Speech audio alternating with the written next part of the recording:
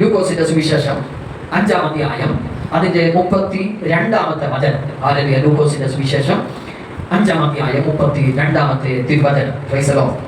ഞാൻ നീതിമാന്മാരെയല്ല പാപികളെ മാനസാന്തരത്തിന് വിളിക്കാൻ വന്നിരിക്കുന്നത് എന്ന് ഉത്തരം പറഞ്ഞു.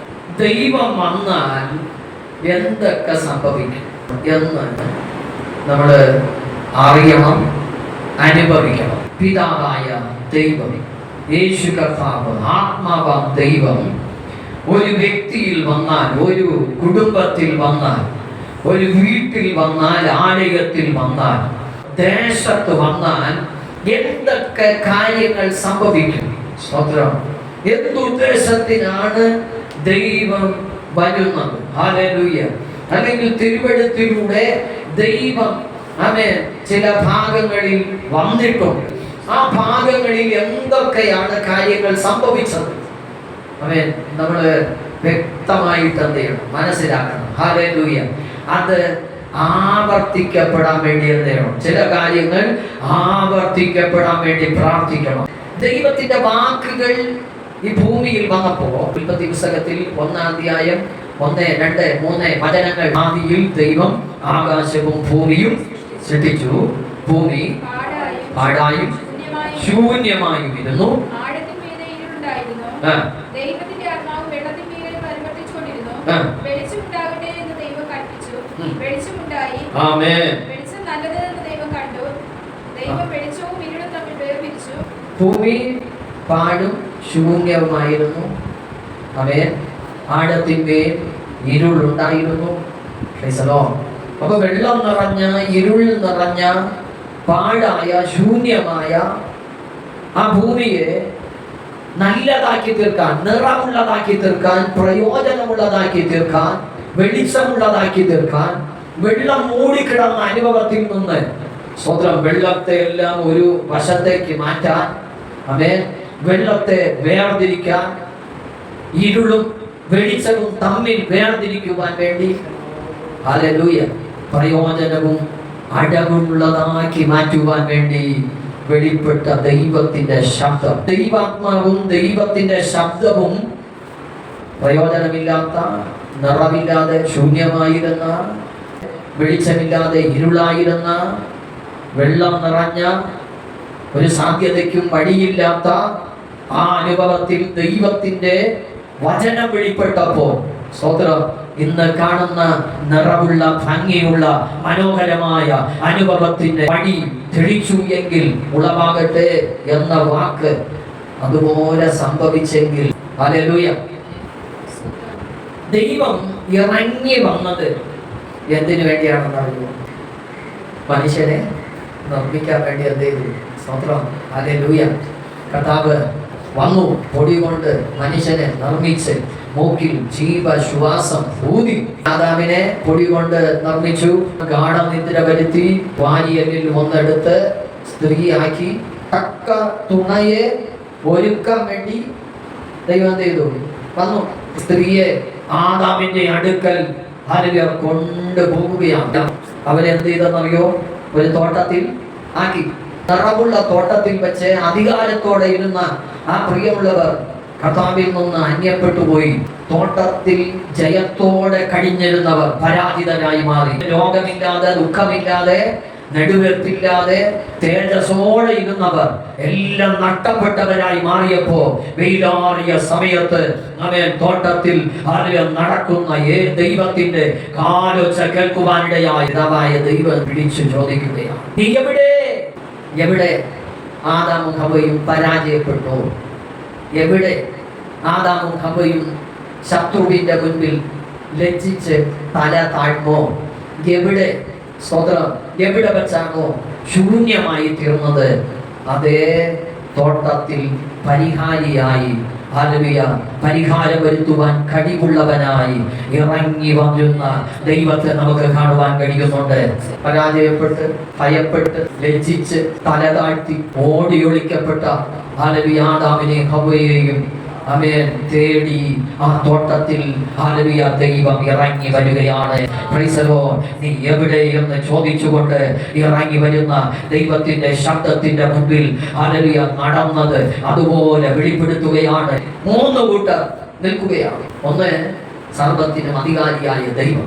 രണ്ട്, കാക്കുവാനും വേല ചെയ്യുവാനും വേണ്ടി ആദാമിനെയും ഹവ്വയെയും ആ തോട്ടത്തിൽ ആക്കപ്പെട്ട നിലയിൽ, ഹല്ലേലൂയ, അനുഗ്രഹിക്കപ്പെട്ട നിലയിൽ സ്തോത്രം മുന്നേറേണ്ട ആദാമും ഹവ്വയും, എന്നാൽ അവരെ തോട്ടത്തിൽ നിന്ന് പുറത്താക്കാൻ വേണ്ടി പദ്ധതി ഒരുക്കി. പദ്ധതിയിൽ ഏറെക്കുറെ ജയിച്ച സാത്താൻ ഒരു പരിധി വരെ ജയിച്ചു നിൽക്കുകയാണ്. അവനെ തല ഉയർത്തി നിൽക്കുകയാണ്. എന്നാൽ മാനവരാശി അല്ലെങ്കിൽ ആദാമും ഹവ്വയും ഇതാ സ്വതന്ത്രം പരാജയപ്പെട്ട് മുഖം താഴ്ത്തി ലജ്ജിച്ച് ഭയപ്പെട്ട് ആയിരിക്കുകയാണ്. സ്വതന്ത്രം അല്ലെങ്കിൽ നിറമെല്ലാം നഷ്ടപ്പെട്ടായിരിക്കുകയാണ്. എന്നാൽ ദൈവം പറഞ്ഞ ഒരു പോംവഴി നോക്കിയേ. അവൻ ചില ശാപങ്ങളും അല്ലെങ്കിൽ വ്യവസ്ഥകളും എല്ലാം ദൈവം കൊടുത്തിട്ട് സർപ്പത്തോട് പറയുന്ന വാക്കിൽ ഒരു പോംവഴി ഇടപ്പുണ്ട്. ആമേൻ, ഹല്ലേലൂയ, സ്തോത്രം, ഹല്ലേലൂയ. നിനക്കും സ്ത്രീക്കും നിന്റെ സന്തതിക്കും സ്ത്രീയുടെ സന്തതിക്കും ശത്രുത്വം ഉണ്ടാക്കും. സ്ത്രീയുടെ സന്തതി നിന്റെ തല തകർക്കും, നീ അവന്റെ കുതികാൽ തകർക്കും. ഇന്ന് നോക്കിയേ, പരിഹാരിയായി ദൈവം സംസാരിക്കുകയാണ്.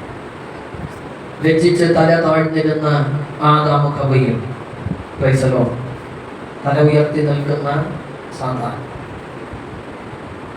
കുറച്ച് കൂടെ വിശദമായി പറഞ്ഞാൽ, സ്വതന്ത്രം, നീ ഇപ്പോ ജയിച്ചു നിൽക്കുന്ന ഒരു ജയാളിയെ പോലെ തല ഉയർത്തി നിൽക്കുന്നുണ്ടെങ്കിൽ മുന്നറിയിപ്പ് നൽകുകയാണ്. ഹല്ലേലൂയ, നീ പരാജയപ്പെടുവാൻ പോകുന്നു എന്ന് സാത്താനോട് മുന്നറിയിപ്പ് നൽകുകയാണ്.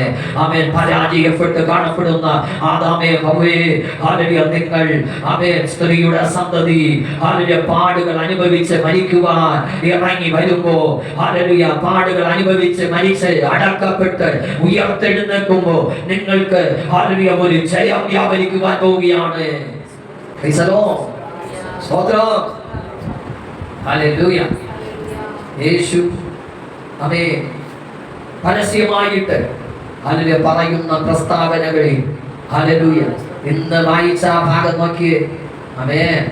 ഞാൻ നീതിമാനെ അല്ല പാപികളെ അത്രേ മാനസാന്തരത്തിന് വിളിപ്പാൻ വന്നിരിക്കുന്നത്. Price the Lord. അനേകരും ദൈവത്താൽ തെരഞ്ഞെടുക്കപ്പെട്ടവർ തെറ്റു ചെയ്ത്, ഹല്ലേലൂയ, ദൈവത്തിൽ നിന്ന് അന്യപ്പെട്ട് ദൈവത്തെ വേദനിപ്പിച്ചുകൊണ്ടിരിക്കുമ്പോൾ, ഹല്ലേലൂയ, കാലാകാലങ്ങളിൽ പ്രവാചകന്മാരെ എഴുന്നേൽപ്പിച്ച് എന്ത് ചെയ്തിട്ടുണ്ടെന്നറിയോ? അവരെ വിളിച്ചിട്ടുണ്ട്. സ്തോത്രം. യാഗം ഒരുക്കി വിളിച്ചിട്ടുണ്ട്. Price the Lord. യാഗം എന്ന പോംവഴിയിലൂടെ പാപപരിഹാരം വരുത്തുവാൻ അവൻ ദൈവം വ്യവസ്ഥയായിട്ട് കൽപ്പിച്ചിട്ടുണ്ട്. സ്തോത്രം. അനേക കുഞ്ഞാടുകൾ അറുക്കപ്പെടുവാനിടയായി, അനേക കാളക്കിടാങ്ങൾ അവൻ ഹല്ലേലൂയ അറുക്കപ്പെടുവാനിടയായി, പുറംപുറാവുകൾ അറുക്കപ്പെടുവാനിടയായി. ഹല്ലേലൂയ. എന്നാൽ സ്തോത്രം, പ്രൈസ് ദി ലോർഡ്, അതിനെയെല്ലാം അംഗീകരിച്ച് അവൻ പാപക്ഷമ നൽകുന്ന ആ യേശു കർത്താവ് ഈ ഭൂമിയിൽ വന്നതെന്തിനെന്ന് ചോദിച്ചാൽ, പാപികളെ മാനസാന്തരത്തിന് വിളിക്കാൻ അത്രേ വന്നത് എന്ന് സ്വയം പറയുകയാണ്. Hallelujah, praise the Lord, praise the Lord, hallelujah. Amen. പാപം മനുഷ്യനിലേക്ക് പ്രവേശിച്ച അന്നു മുതൽ യേശു കർത്താവ് ഇങ്ങനെ തയ്യാറായി നിൽക്കുന്നത് നമുക്ക് കാണാൻ പറ്റും. യേശു പറഞ്ഞിരിക്കും, ഞാനാണ് പാപികളെ മാനസാന്തരത്തിന് വിളിക്കാൻ ഈ ഭൂമിയിൽ വരേണ്ടത്. സ്വത്രം. ഓരോ നാടും ഇങ്ങനെ എണ്ണി വരേണ്ട നാട്. ഹല്ലേലൂയ, സ്വത്രം. യേശു കർത്താവ് ആമേൻ എണ്ണി ഹല്ലേലൂയ തയ്യാറായി കൊണ്ടിരുന്ന ഒരു അനുഭവത്തെ നമുക്കൊന്ന് ചിന്തിച്ച്. Praise the Lord, hallelujah. യേശു കർത്താവ് വന്നത് പാപികളെ മാനസാന്തരത്തിന് വിളിക്കാനാണ്. Hallelujah, praise the Lord. ദാവീദ് പാപം ചെയ്തപ്പോ നാഥാനെ അയച്ച് ദൈവം വിളിച്ചു. സ്തോത്രം. Amen, hallelujah. ദൈവം ജനം പാപം ചെയ്തപ്പോ പ്രവാചകന്മാരെ എഴുന്നേൽപ്പിച്ച് ഹല്ലേലൂയ പാപികളെ മാനസാന്തരത്തിന് വിളിച്ചു. സ്തോത്രം. യേശു കർത്താവ് എഴുന്നേറ്റ് ഹല്ലേലൂയ സമയമായപ്പോൾ അവൻ ഈ ഭൂമിയിൽ വന്ന് സ്തോത്രം 30 വയസ്സുവരെ മാതാപിതാക്കൾക്ക് കീഴടങ്ങി. ഹല്ലേലൂയ 30 വയസ്സ് മുതൽ 33.5 വയസ്സുവരെ ഹല്ലേലൂയ യേശു കർത്താവ് പാപികളെ മാനസാന്തരത്തിന് വിളിക്കാൻ, ഹല്ലേലൂയ സ്തോത്രം, വചനത്തിലൂടെ വിളിക്കുവാൻ, അനുഭവത്തിലൂടെ വിളിക്കുവാൻ, ഉപമകളിലൂടെ വിളിക്കുവാൻ യേശു കർത്താവിതാ ഹല്ലേലൂയ പ്രത്യക്ഷമായി വരികയാണ്. യേശുവിന് മുന്നേ വന്ന യോഹന്നാൻ സ്നാപകനും മാനസാന്തരപ്പെടുവീൻ എന്ന് പറഞ്ഞ് വിളിച്ചു പറയുകയാണ്. യേശു കർത്താവും അവൻ പാപികളെ മാനസാന്തരത്തിനു വേണ്ടി വിളിക്കുവാൻ വേണ്ടി ഹല്ലേലൂയ ശബ്ദം ഉയർത്തുകയാണ്.